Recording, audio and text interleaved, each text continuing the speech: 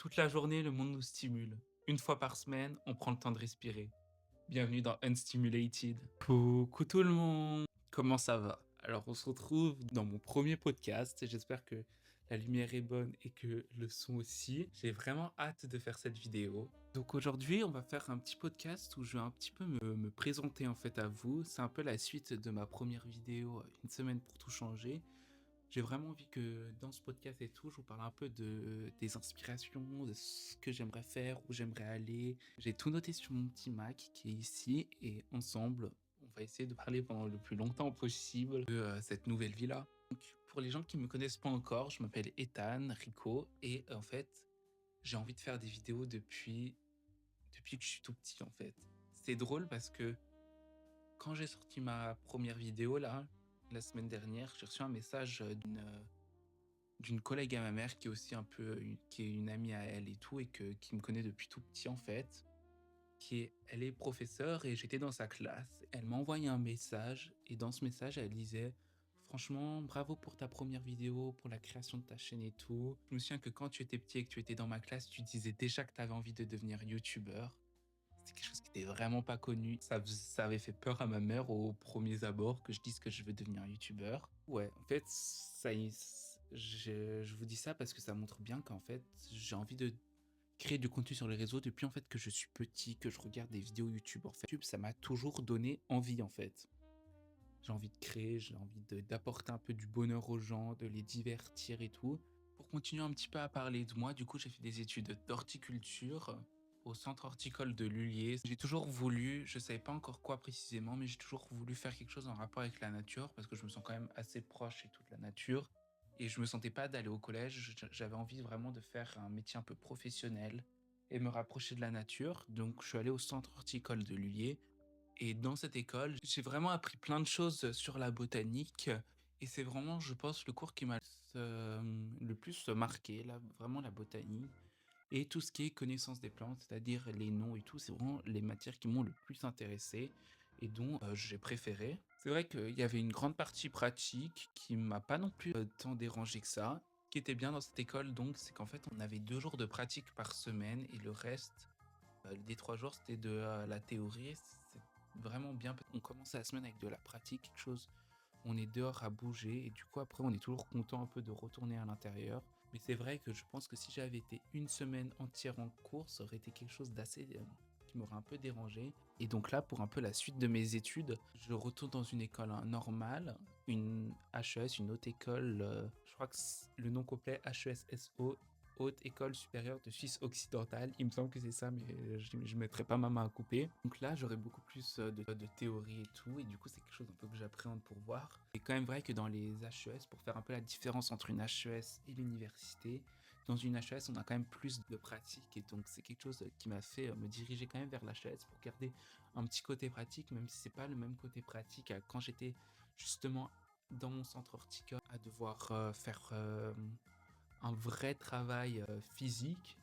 Pour les gens qui ne connaissent pas l'horticulture, c'est un domaine qui regroupe 5 métiers de la terre, donc le paysagisme, l'arboriculture fruitière, la floriculture, la culture maraîchère et la pépinière. Donc ces 5 métiers de la terre-là que nous, on a appris dans cette école. En paysagisme, on a appris la maçonnerie, l'entretien d'espaces verts. En arboriculture fruitière, on a appris la culture des fruits, c'est-à-dire comment on cultive un verger de pommes, poires, tous les fruits commerciaux. Et en pratique, j'ai aussi beaucoup récolté de fruits, beaucoup de pommes. J'ai passé des jours et des semaines à récolter des pommes. On a aussi appris tout ce qui est les méthodes de taille, donc comment on taille ou à quelles différentes parties de l'année. En floriculture, du coup, c'était une de mes sections préférées. On a appris tout ce qui est culture de plantes en pot et de fleurs pour la fleur coupée pour aller dans les fleuristeries. Culture maraîchère, on a appris tout ce qui est culture légumes, comment on utilise les différents tracteurs, les différentes machines pour travailler les sols. J'ai récolté aussi beaucoup de légumes pendant des heures, des jours et des semaines. Et pour finir, en pépinière, on a appris tout ce qui est culture des arbres dans les champs et tout. La culture des arbres, la taille, le rempotage, les méthodes de greffage, c'est vraiment des choses hyper intéressantes. Après mes études d'horticulture, du coup, je suis parti à l'armée. Pour les gens qui ne savent pas, je suis suisse. Et en Suisse, le service militaire est obligatoire pour les personnes qui sont en l'état de le faire. Juste après l'huilier, j'ai fait mon service militaire obligatoire pendant 10 mois. C'est assez drôle parce que j'ai fini mon école le vendredi. Le samedi, je suis parti à Liverpool pour voir le concert de Lana Del Rey. Et le dimanche, je suis retourné en Suisse pour être lundi à l'armée. Donc c'était un peu sport, mais je suis allé voir ma chanteuse préférée, Lana Del Rey, en concert le samedi avant de rentrer à l'armée. Le lendemain de quand j'ai fini l'école. J'ai réussi tous mes examens, je les ai bien réussis, je suis très content. Beaucoup de révisions qui ont porté leurs fruits. Après là, je suis allé à l'armée pendant 10 mois en tant que soldat sanitaire. Je ferai un podcast exprès sur l'armée parce que je pense qu'il y a vraiment beaucoup de choses à raconter et ça pourrait être très intéressant. J'ai beaucoup d'anecdotes à raconter sur mon service militaire. J'en ferai un podcast dédié. Donc après mes 10 mois d'armée, c'était vraiment 10 mois qui m'ont sorti de mon quotidien. J'ai fini l'armée. Je dois attendre la prochaine rentrée en septembre prochain. Donc rentrer dans l'HES dont je vous ai parlé avant. Et c'est vrai que ça fait vraiment, je pense, 5 ans que je réfléchis vraiment activement à devenir youtubeur, à créer du contenu sur les réseaux. Je dis youtubeur parce que les gens ils arrivent un peu mieux à comprendre que juste dire créateur de contenu. Mais moi j'aime bien créateur de contenu parce que bah là, comme là, c'est du contenu pour YouTube, mais aussi pour Spotify. Je crée aussi du contenu pour TikTok et Instagram. Je suis un peu partout. Enfin, j'essaye de l'être. Et donc, ça fait vraiment 5 ans que je réfléchis activement à devenir, sauf que j'étais très angoissé au fait de créer du contenu et en fait être à l'école en même temps. C'est vrai que les gens qui font du contenu pendant qu'ils sont à l'école, ils ont vraiment des couilles énormes, en fait, je trouve, d'oser en fait faire des vidéos, du coup s'exposer, être hyper vulnérable et en même temps le lendemain aller à l'école et que tout le monde leur en parle. Parce que c'est vrai que si vous créez du contenu sur les réseaux, tout le monde le saura. On peut pas le cacher, c'est impossible. J'avais bloqué plein de gens sur les réseaux sociaux et tout, parce que je sais plus pourquoi j'avais fait un vlog, ou je sais plus. Pendant que j'étais justement dans mon école d'horticulture, où on se dit qu'on n'est plus aussi, que les gens ils sont quand même un peu plus matures. Et non, tout le monde l'a su, on m'en parlait. Des gens que je ne connaissais pas de mon école, dont j'avais jamais parlé, ils me parlaient eux. Ah, c'est toi qui fais des vidéos? J'étais en mode, comment vous savez? Surtout que c'était des vidéos, bon, j'en étais pas tellement fier parce que j'étais pas fier du rendu, je m'y connaissais vraiment pas en montage. C'est pour ça que j'étais très stressé de me lancer sur les réseaux en étant en même temps à l'école. C'était pour moi quelque chose d'impossible parce que je me sentais pas en fait de tous les matins aller à l'école et que tout le monde me parle en mode ouais, t'as fait ça, t'as fait ça, t'as fait ça, que des gens se moquent et tout. C'est pour ça que je me suis dit, là, après l'armée, tu as 5 mois devant toi. Et donc, tu as 5 mois pour te lancer à fond. Tu peux plus faire demi-tour. Ça fait 5 ans que ça fait depuis que tu as peut-être 12 ans que tu as envie de te lancer. Et ça fait 5 ans que tu y réfléchis tous les jours. Tu as 5 mois, c'est maintenant ou jamais où il faut se lancer. Donc pendant mes 10 mois d'armée, j'y ai réfléchi tous les jours. J'ai un peu conçu qu'est-ce que je voulais faire. J'ai créé des notes avec mes idées de vidéos pour que enfin, quand je finisse l'armée, je puisse me lancer à 100% et pour réaliser ce rêve. J'aime beaucoup les podcasts, là comme je suis en train d'enregistrer, parce que les podcasts, je sais pas pourquoi, mais depuis que j'en ai écouté, ça m'a permis de un peu prendre beaucoup de recul sur les choses. Depuis qu'en fait j'écoute des podcasts sur des gens justement qui discutent entre eux, qui essayent de prendre du recul. C'est ça qui fait que même moi, j'arrive à prendre du recul maintenant sur les choses et arriver à avoir une nouvelle réflexion sur la vie grâce au podcast, grâce à avoir écouté des gens qui justement s'interviewent, ils réfléchissent un peu à leur vie et du coup, je suis en content, c'est un peu ce que les podcasts ils m'ont apporté. Et c'est vrai que j'écoute beaucoup de podcasts. Mes podcasts préférés, j'en ai deux en fait. C'est le podcast Couch de Lena Situation. Je préfère vraiment les podcasts où elle est seule, où elle discute, ou quand elle est avec des amis. Je trouve que quand elle est avec des amis, il y a vraiment une autre patte, une autre DA, plutôt que quand elle interviewe des grands artistes, même si c'est vraiment sympa d'entendre en fait les grands artistes qu'on adore tous discuter avec Lena Situation parce que je trouve que Lena Situation elle a un peu une ADN, une personnalité qui fait qu'on a envie de lui parler, on a envie d'être ami avec elle. Et je trouve que Lena Situation arrive vraiment à faire ressentir ça aux artistes qu'elle interviewe, à essayer un peu de devenir ami avec eux, à essayer de les mettre à l'aise. C'est pas vraiment des interviews question, c'est plus en mode l'artiste va dire une information et Lena Situation va rebondir. Oui, c'est vrai que moi aussi j'ai vécu et c'est et donc c'est vraiment des interviews précieuses. L'interview de Billie Eilish, je l'ai adorée. J'ai beaucoup aimé aussi l'interview qu'elle a fait de Camille Cotin. Franchement, ça c'est très récent et je l'ai adoré. Mais donc, comme je vous l'ai dit, je préfère encore quand Lena Situation discute toute seule en fait. Quand elle est toute seule à parler d'un point et tout, je trouve qu'elle arrive vraiment à faire une introspection et c'est quelque chose que j'admire chez elle. J'aime beaucoup aussi le podcast Hot Girls Only. C'est elles qui m'ont donné envie de me lancer sur Spotify et de me lancer dans les podcasts. Je trouve cool et tout de faire une rediffusion sur YouTube et aussi un podcast juste Spotify où on écoute, même si je vais aussi mettre la vidéo sur Spotify si j'y arrive. Je trouve qu'elles ont vraiment une bonne attitude, les deux. Elles arrivent vraiment à nous faire ressentir un peu comme si on était dans leur amitié, dans leur groupe. Et elles racontent toujours des anecdotes avant leur podcast. Elles ont toujours un sujet de podcast, mais avant...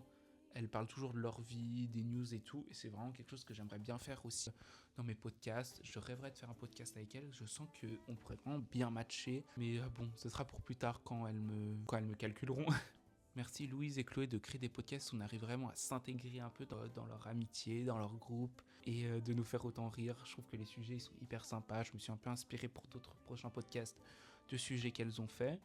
Si je dirais que maintenant ce qui m'a un peu poussé à me lancer dans la création de vidéos, de trouver en fait, je sais pas c'est quoi le sentiment que je ressentais quand j'étais petit, mais je voyais leurs vidéos et je me suis dit, c'est pour moi en fait, ils font des trucs tellement drôles, tellement sympas, ils doivent sûrement aider des gens en les divertissant, c'est vraiment quelque chose que j'ai envie de faire et même maintenant finalement je sais pas trop vraiment ce que j'aime, je saurais pas dire précisément j'aime faire ça, j'aime ça. Mais en tout cas, j'aime le divertissement que ça apporte. J'aime garder ce souvenir en fait d'un moment, d'un vlog, d'une semaine ou d'une activité.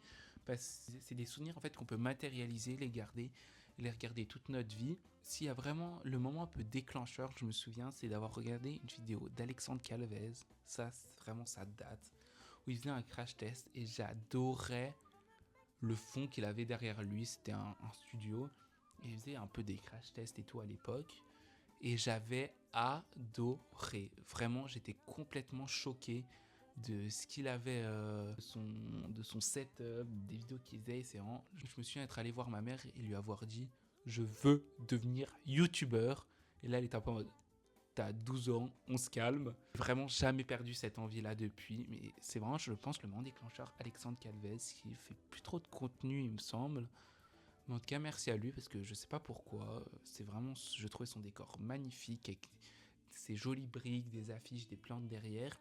Et je me souviens même qu'en cours, on avait des carnets de dessin et que je notais dans ces carnets de dessin justement mon setup favori où en fait je recopiais un peu le setup qu'il avait lui avec des briques derrière, des tableaux, des plantes. Mais je sais pas pourquoi, vraiment ces briques, j'étais en mode c'est magnifique. Alors que maintenant, je voudrais jamais avoir un décor comme ce qu'il a. Ce qui m'a aussi vraiment aidé à me lancer tous sur les réseaux, bien sûr, c'est mes amis parce que pendant ce temps où j'étais justement dans mon école, je crée quand même des petites vidéos pour garder des souvenirs, par exemple d'un voyage ou d'un moment passé avec des amis. J'ai fait beaucoup de vlogs à Ikea, des vlogs où je cuisine avec des amis.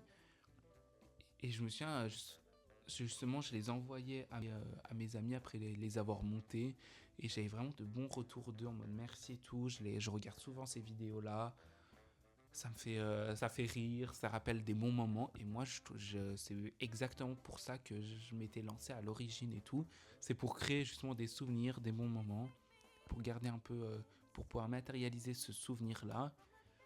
Et donc, pendant toute ma durée à l'Ulier, mes amis ont fait que de me répéter lance-toi, lance-toi, lance-toi. Et j'aurais dit, vous inquiétez pas, quand j'ai fini l'Ulier et l'armée, je me lance à fond. Et maintenant, ce qui est bien, c'est que j'en ai parlé à tellement de gens que maintenant, je peux plus faire demi-tour. J'en ai trop parlé, j'ai trop dit à tout le monde mes projets, ce que je voulais faire, que maintenant, je peux plus faire demi-tour. Et donc, c'est vraiment eux qui m'ont motivé, qui je sais qu'ils sont toujours derrière moi et tout, quand je publie une vidéo pour aller l'écouter, pour commenter, pour liker, pour s'abonner. Tout ça, tout ça. Et j'ai quelques amis qui sont aussi très fans de podcasts et ils ont dit qu'ils avaient vraiment hâte d'écouter mon podcast. Et franchement, j'ai hâte d'avoir des retours et tout. Même si je sens que le retour numéro 1, ça, ils vont dire que c'est un peu fouillis, on sait pas trop, ça va un peu dans tous les sens. Écoutez, je fais ce que je peux. J'ai aussi créé un peu genre ce qui a fait que mes amis parlaient beaucoup de ma création de contenu, c'est que j'ai créé un compte Instagram où justement je publiais que mes vidéos, j'avais que mes amis, j'ai que 30 abonnés. Les amis proches, quand quelqu'un demandait, j'acceptais pas tout le monde parce que j'avais vraiment peur d'être jugé en fait. C'est quelque chose qui m'a hyper su en fait. Je m'imagine quelqu'un qui regarde ma vidéo qui va se dire c'est ridicule, et justement c'est pour ça que je voulais vraiment pas en même temps que Lullier me lancer dans les vidéos, parce que je me disais c'est vraiment trop ridicule, on va m'en parler tout le temps, j'ai pas envie d'être catégorisé comme le youtubeur. Et un peu ce qui m'a aussi donné envie de passer outre ça, c'est que j'ai lu une phrase qui dit c'est gênant jusqu'à que ça marche. Et c'est vrai qu'en fait tous les youtubeurs qu'on connaît, on les a traités de gênants quand leur contenu ne marchait pas, sauf que quand ils ont commencé à percer, c'était plus gênant, c'était le succès, c'était incroyable. Et du coup, c'est quelque chose que j'essaye de me dire, c'est que peut-être que des gens vont trouver que mon contenu est gênant, mais ils vont dire ça jusqu'à que ça commence à marcher. Et quand ça marchera, plus personne dira que c'est gênant. Mais c'est aussi un peu donc ce qui m'a retenu, parce que je me disais que c'est dur pour moi d'avoir confiance en moi dans ce que je fais, parce que mes premières vidéos vont pas avoir beaucoup de vues, vont pas avoir beaucoup de likes, vont pas avoir beaucoup de commentaires, et donc ce sera difficile pour moi de me dire qu'en fait ce que je fais c'est légitime et ce que je fais c'est bien, parce que pour moi Lena Situation, si quelqu'un vient la voir et lui dire ce que tu viens de faire c'est genre de la grosse merde, genre c'est trop gênant, t'es trop ridicule meuf, elle va dire écoute, j'ai 1 million de personnes qui ont vu la vidéo et j'ai 1 million de personnes qui disent que c'est pas ridicule, alors maintenant, ferme-la. Et c'est un peu pour moi, sauf que si quelqu'un vient me dire c'est gênant, je peux que lui dire je trouve pas. Finalement, c'est ça, si moi je trouve que c'est pas gênant, pourquoi est-ce que je devrais écouter ce que se disent les gens? Mais de toute façon, voilà, c'est gênant jusqu'à que ça marche. Mais je suis quand même content parce que la première vidéo que je viens de publier, elle a quand même bien fonctionné. Quand je veux dire, j'ai eu beaucoup d'amis qui sont allés la voir et qui l'ont commenté et tout, et je suis hyper content parce que j'ai eu plein de bons retours. J'ai quand même demandé à des amis de me faire un peu des retours, c'est pour ça que j'ai pris un peu de la graine. Ce que j'aimerais améliorer du coup maintenant, c'est que dès que je filme, j'ai mon micro, j'essaie d'avoir une bonne luminosité, pas être à contre-jour, et aussi améliorer la qualité et le montage. J'ai pris pour le montage, pour les gens un peu qui s'y connaissent, j'ai pris Creator Studio, c'est Apple qui propose ça pour les étudiants, c'est 3 francs par mois. Et grâce à ça, vous pouvez avoir un logiciel de montage, un logiciel pour éditer des photos, des vidéos, pour faire des animations. Sauf que finalement, moi, j'utilise que le logiciel de montage qui est Final Cut Pro et le logiciel pour faire des miniatures. Sauf que tout est si compliqué à utiliser, je n'y comprends rien et je trouve que je ne comprends pas pourquoi Final Cut Pro. Je vois des youtubeurs que je connais utiliser Final Cut Pro et ils arrivent à faire des choses, et moi je sais même pas où trouver sur Final Cut Pro pour faire pareil qu'eux, genre des animations et tout.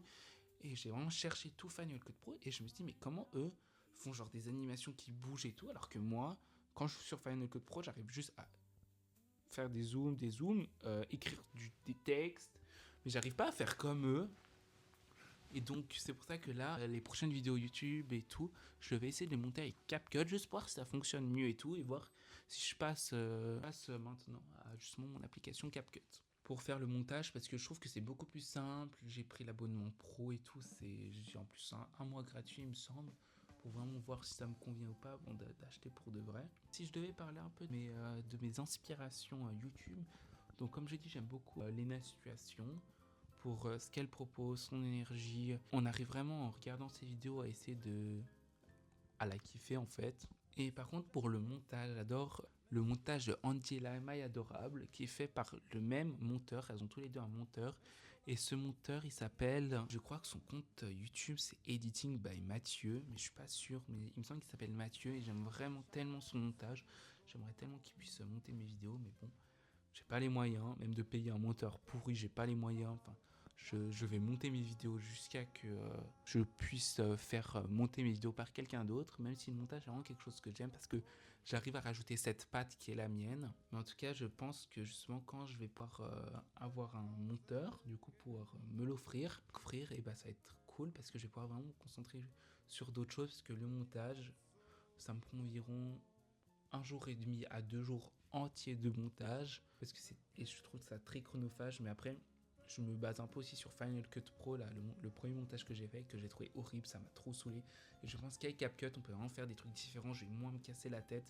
J'avais vraiment perdu des heures avec Final Cut Pro pour éditer, pour trouver où est-ce qu'étaient les choses, et surtout pour, après, partager ma vidéo. Enfin, quand vous avez votre vidéo montée, vous devez la partager pour que la vidéo, au lieu de plein de petits bouts, elle se fusionne tout pour un gros bloc de vidéo.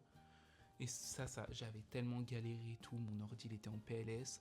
Et du coup, je pense que sur CapCut, tout pourrait être plus facile. C'est pour ça que oui, voilà, les youtubeurs que j'adore, c'est Lénaciation, Maya Adorable, Andy Ella. J'aime beaucoup Nolito, je trouve qu'il est très drôle. Et Nolito, c'est un peu la preuve que même avec un mauvais montage, on peut être drôle si la personnalité elle est là.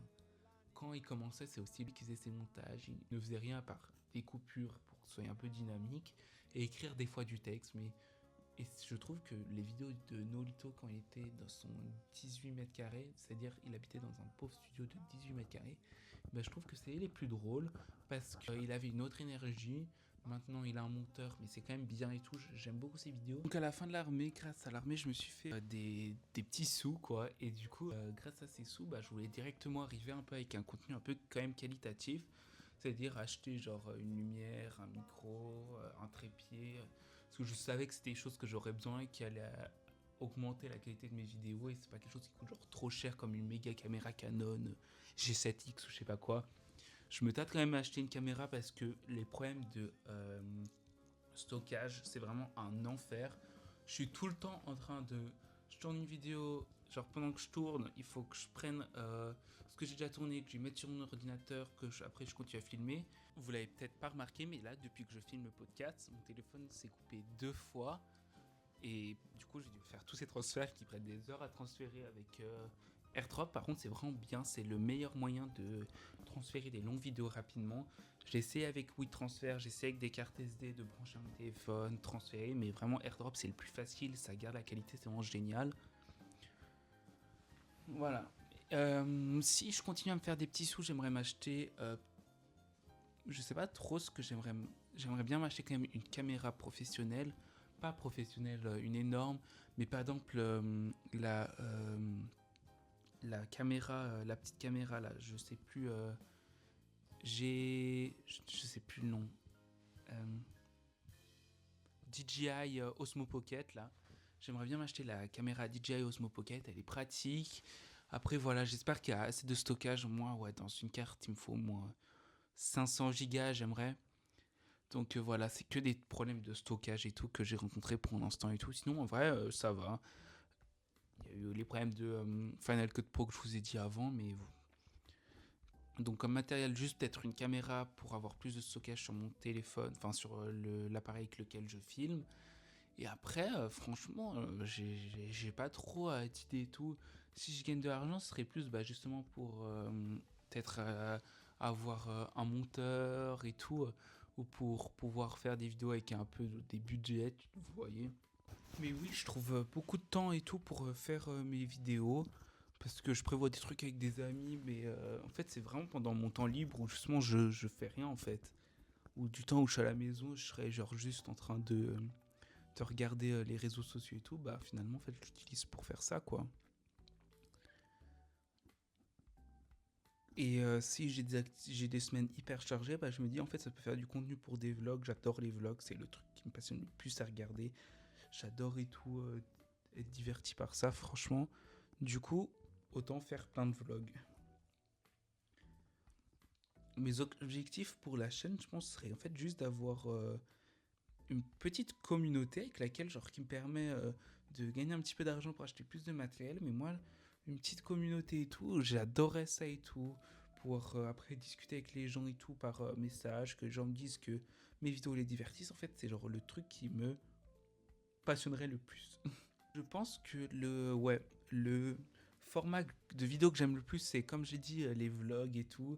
J'aime beaucoup et tout montrer ce que je fais, divertissant, que les gens après ils peuvent le regarder, que ça les fasse rire. Moi, ça me fait garder un souvenir et tout. C'est genre méga génial. Mais après, j'aime aussi beaucoup si je fais genre des vidéos hyper légères. Moi, je suis pas du tout dans les grosses productions, c'est vraiment pas mon truc, les trucs de courir d'un train à l'autre, de sauter du wagon, tirer sur une cible à 1000 mètres, puis après rentrer dans une porte, tu sais pas c'est quoi le jeu, il y a un imposteur, et puis pour gagner, tu dois genre trouver la porte de sortie d'une maison d'enfants et tout. Franchement, c'est vraiment pas mon truc. Moi, je suis dans les trucs classiques, sympas, cool et tout. Je regoute les aliments que je déteste. J'aimerais vraiment bien faire cette vidéo. Elle va sûrement arriver, je sais pas quand. Mes formats, moi, c'est les trucs chill, calme. On fait pas des productions à 500 000 euros, genre. C'est moi et moi-même. Les podcasts, je voulais les publier le mercredi comme Hot Girls Only. Je trouve le mercredi c'est sympa, c'est au milieu de la semaine. Tu finis ta semaine et tout avec un petit podcast que tu peux écouter dans les transports et tout, c'est trop cool. Pour les vidéos YouTube, j'étais en mode je veux pas faire peut-être je me dis le dimanche à... Non, pour les vidéos YouTube, je voulais pas faire un peu comme tout le monde et tout, à faire le dimanche à 18h. Mais finalement, en fait, c'est vraiment le bon horaire, c'est à la fin de la semaine, les gens ils finissent leur journée le dimanche, tu fous rien de ta vie. J'avais hésité aussi avec le vendredi, pourquoi pas, mais pour l'instant, je reste sur le dimanche à 18h. Ça me laisse, j'ai le début de la semaine pour le podcast, j'ai la fin de la semaine pour faire mes vidéos. C'est sympa, c'est génial. J'aimerais aussi faire un peu des TikTok par jour, des stories, Insta, des réels Insta où je republie des choses. Je sais pas encore trop quoi faire comme réel Instagram, mais ça va bientôt arriver. Des fois, je suis quand même un peu perdu pour trouver mes sujets parce que des fois, genre, j'ai vraiment aucune idée et tout de ce qui pourrait plaire. Par exemple, là, je m'étais dit, deuxième vidéo, il faut que je fasse une vidéo hyper drôle, hyper sympa et tout pour montrer aux gens que c'est pas un peu des trucs ennuyants comme la dernière vidéo. Un truc plus dynamique, plus rigolo que les gens voudront montrer à d'autres. Finalement, je trouve qu'un vlog, c'est quand même hyper sympa parce que c'est pour montrer la continuité en fait de la vidéo d'avant, pour montrer mon quotidien, pour montrer les choses que je fais pendant la semaine. J'ai des trucs de cool prévus pendant la semaine, alors autant les montrer et tout dans un bon montage avec ma nouvelle application, quelque chose de dynamique, quelque chose de sympathique quoi. Si je devais faire des collaborations, j'adorerais faire une collaboration avec je sais pas, genre un podcast de l'initiation Hot Girls Only, genre mes podcasts préférés. Mais en vrai, n'importe quel autre podcast, j'aimerais trop y participer et tout, voir un peu les productions. Parce que, genre, regardez-moi, alors là, c'est moi avec un micro, accroché à un pinceau, mon ordinateur, une caméra et une lumière. C'est pas des trucs à des setups à 100 000 euros, 100 000 francs, avec des lumières au plafond qui t'éclairent de tous les côtés, genre comme dans l'émission quotidien. Ah non, moi c'est très simple. Et finalement, c'est un peu ce que j'aime, tu vois. On en a marre un peu des fois des gros trucs et tout. On aimerait des trucs sympas, calmes. Mais ça pourrait être fun quand même de tester pour la première fois un gros setup et tout. Comment je me comporterais là-dedans et tout.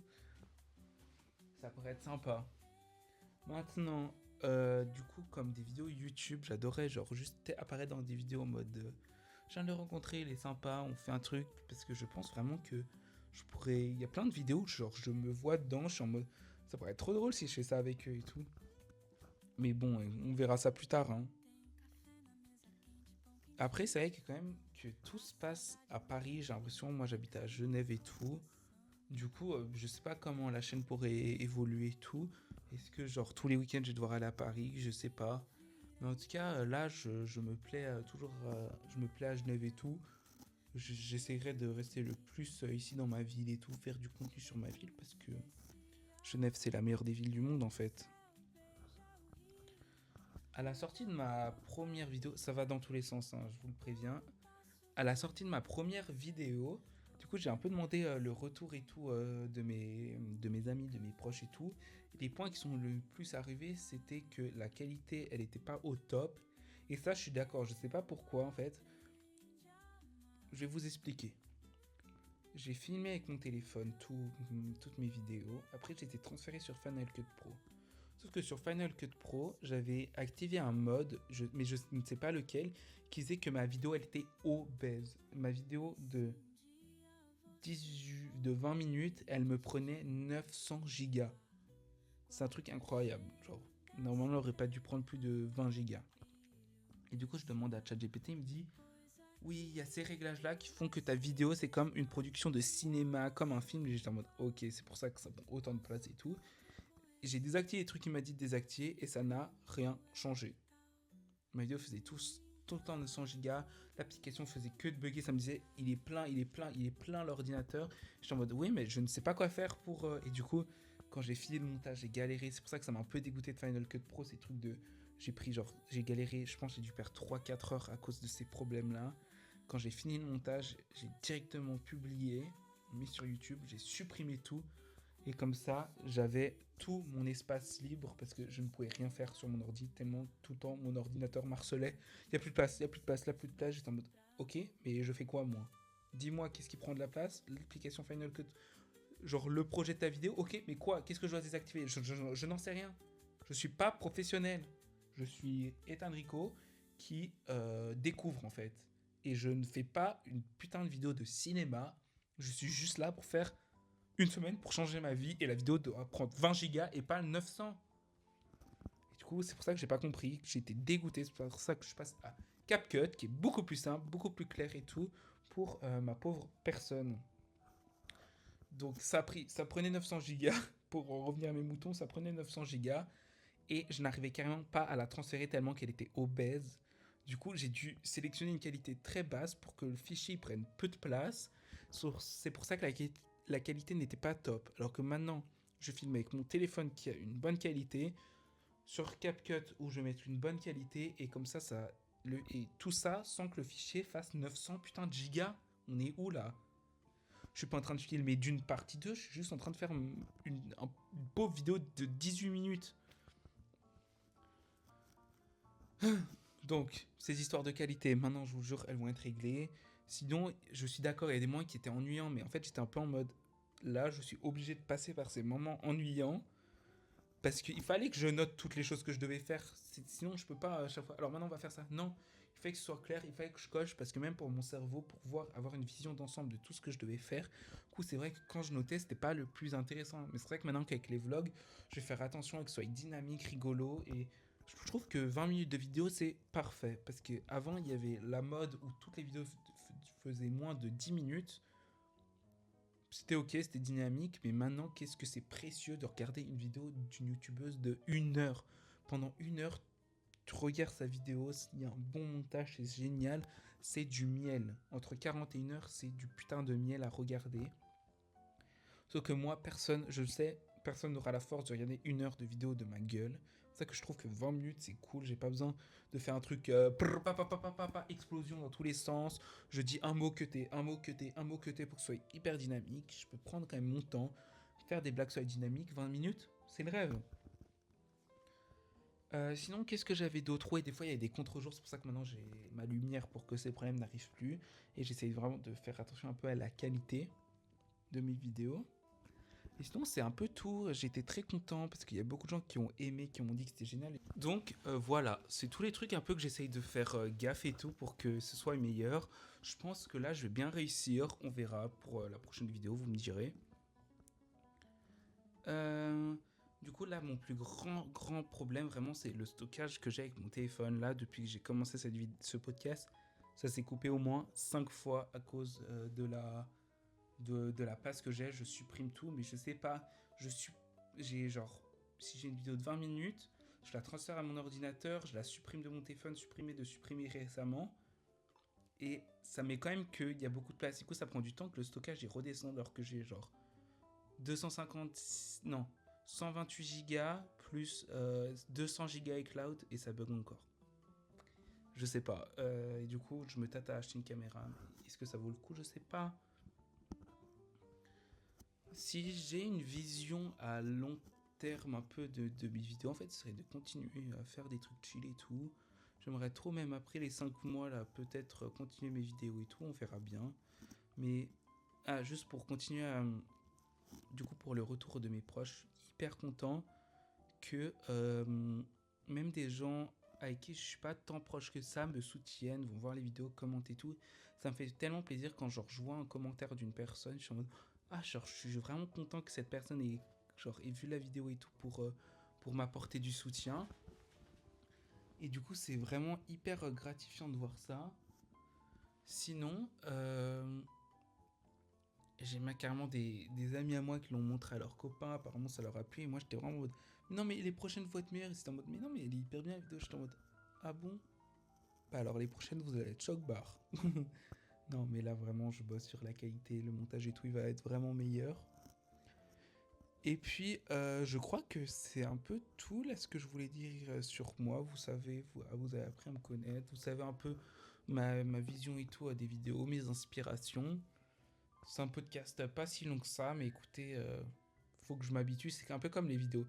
La première vidéo justement là que j'ai filmée dimanche dernier, ça se voit que je suis pas 100% à l'aise et tout devant la caméra. Il faut genre encore que je m'habitue et tout un peu à discuter devant et tout, à dire ce que j'aimerais dire, faire les blagues et tout.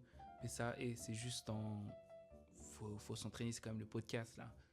Et je pense que je vais m'en vouloir là, je vais aller peut-être courir et tout, et je vais me dire pourquoi j'ai pas parlé de ça, pourquoi j'ai pas parlé de ça, pourquoi j'ai pas parlé de ça. Mais c'est pas si grave.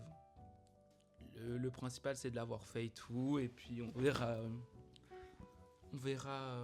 pour les autres podcasts. J'aimerais bien qu'ils durent un petit peu plus longtemps et tout. Mais je crois que je vous ai dit ouais tout ce que je voulais vous dire. Là, c'est aussi le premier podcast. Je vous promets que le prochain sera meilleur et tout, parce qu'on aura un vrai sujet. En vrai, je sais pas trop combien de temps là ce podcast a duré. Pour moi, il a duré peut-être 40 minutes, on verra.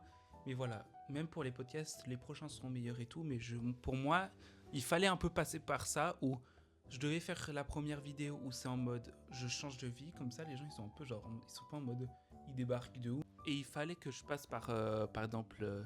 Justement créer mon premier podcast où je me présente, comme ça les gens qui veulent un peu rechercher, ils vont revoir le premier podcast. C'est un peu comme ça que ça marche, je pense.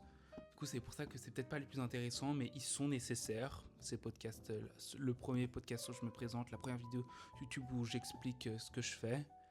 Et puis voilà. J'espère que le premier épisode Unsimulated vous a plu. N'hésitez pas à aller voir sur... Si vous écoutez depuis Spotify, n'hésitez pas à aller regarder la vidéo sur YouTube, liker, commenter. Et sur Spotify, n'hésitez pas à mettre une note de 5 étoiles. Vous pouvez noter en haut le podcast, comme ça m'aide pour le référencement. N'hésitez donc pas à le partager à vos proches, à dire « Je connais un mec qui fait des podcasts sympas et des vidéos sympas, regarde ça ». Ça me ferait trop plaisir et j'espère qu'on a réussi à se déstimuler un petit peu ensemble pour que notre cerveau redescende. Et arrêtez de regarder vos TikTok en x2, ça nous pourrit le cerveau, le mien aussi. Bisous!